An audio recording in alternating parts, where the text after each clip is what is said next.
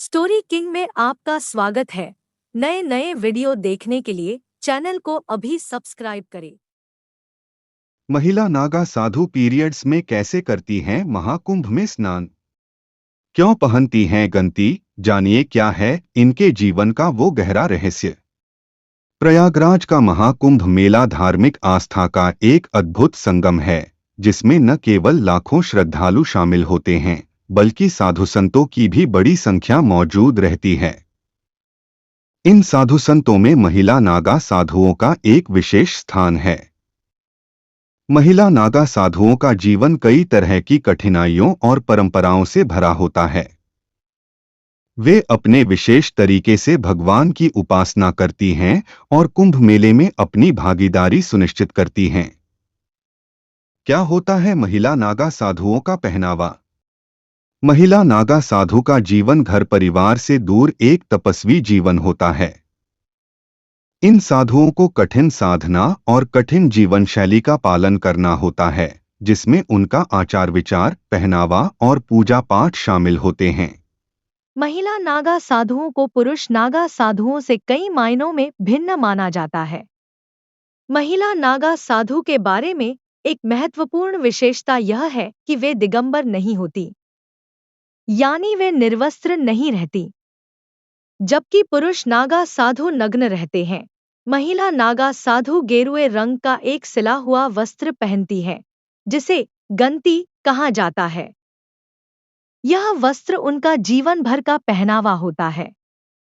महिला नागा साधु गेरुए रंग की गंती पहनकर साधना करती हैं, और इस वस्त्र का प्रयोग वह केवल दिन में एक बार भोजन करने के बाद करती हैं।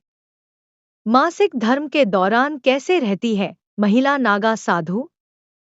महिला नागा साधुओं के बारे में यह भी जानना महत्वपूर्ण है कि वे केवल उस दिन गंगा में डुबकी लगाती हैं जब उनका मासिक धर्म नहीं होता। यदि वे इस दौरान कुंभ मेले में होती हैं, तो वे सिर्फ गंगा जल से शरीर को शुद्ध करती हैं, लेकिन डुबकी नहीं लगाती।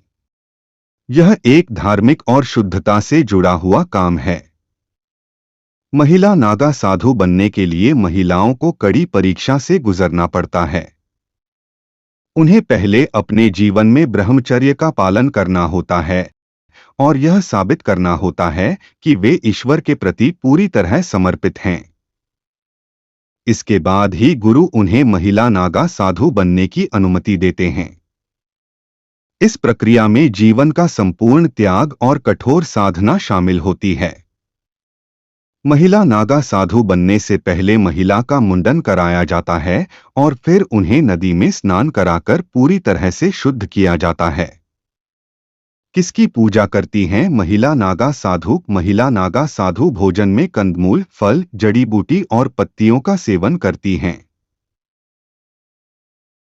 उनका जीवन साधना से जुड़ा होता है और वे दिन भर भगवान का जाप करती रहती हैं।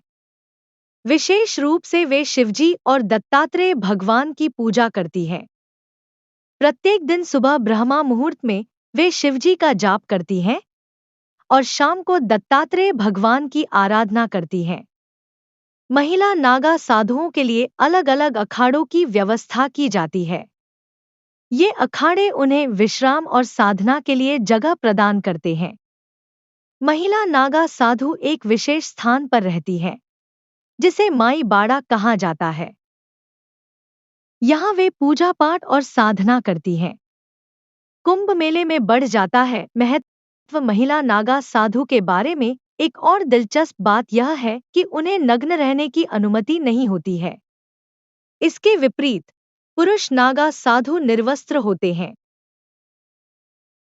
इस प्रकार महिला नागा साधु अपने जीवन में एक गहन अनुशासन और धार्मिक जीवन शैली का पालन करती हैं। महिला नागा साधुओं का महत्व कुंभ मेले में बहुत बढ़ जाता है। इस मेले में इनकी उपस्थिति से धार्मिक आस्था को एक नई दिशा मिलती है। इन महिला साधुओं को माई अवधूतानी या नागिन के रूप में भी संबोधित किया जाता है। इनकी उपस्थिति कुंभ मेले को और भी दिव्य बनाती है। दिव्यागिरी क्यों बनी नागा साधु? महिला नागा साधु की एक विशेष पहचान 2013 में कुंभ मेले के दौरान मिली। इलाहाबाद कुंभ में पहली बार महिला नागा अखाड़े को प्रमुखता से दिखाया गया था, जिसमें दिव्या गिरी प्रमुख साध्वी थी। दिव्या गिरी ने पहले मेडिकल तकनीशियन के रूप में कार्य किया था, लेकिन फिर उन्होंने संन्यास लेकर महिला नागा साधु बनने का निर्णय लिया। अगर ये हमारी वीडियो अच्छी लगी हो तो हमारे चैनल को सब्सक्राइब करें और बेल आइकन को जरूर दबाएं। वीडियो पूरा देखने के लिए आपका बहुत बहुत धन्यवाद।